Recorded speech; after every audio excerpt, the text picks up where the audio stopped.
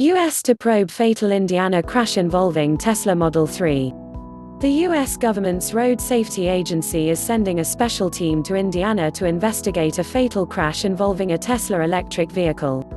The National Highway Traffic Safety Administration (NHTSA) said Wednesday that its team will check the crash scene and inspect the Model 3 vehicle involved in the December 29 crash with a parked firetruck on Interstate 70 near Terre Haute.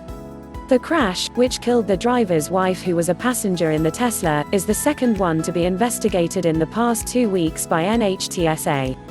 Also on December 29, a Tesla Model S sedan left a freeway in Gardena, California, at a high speed, ran a red light and struck a Honda Civic, killing 2 people inside, police said.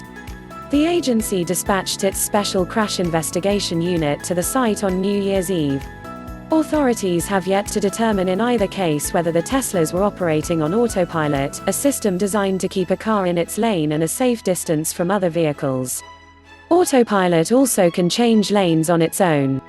Tesla has said repeatedly that its autopilot system is designed only to assist drivers, who must still pay attention and be ready to intervene at all times. The company contends that Teslas with autopilot are safer than vehicles without it, but cautions that the system does not prevent all crashes. NHTSA's crash program has inspected 23 crashes involving vehicles that the agency believed were operating on some form of partially automated advanced driver assist system.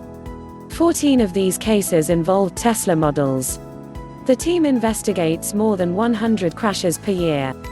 The firetruck in the Indiana crash was in the freeway travel lanes with its lights flashing as crews handled a different problem.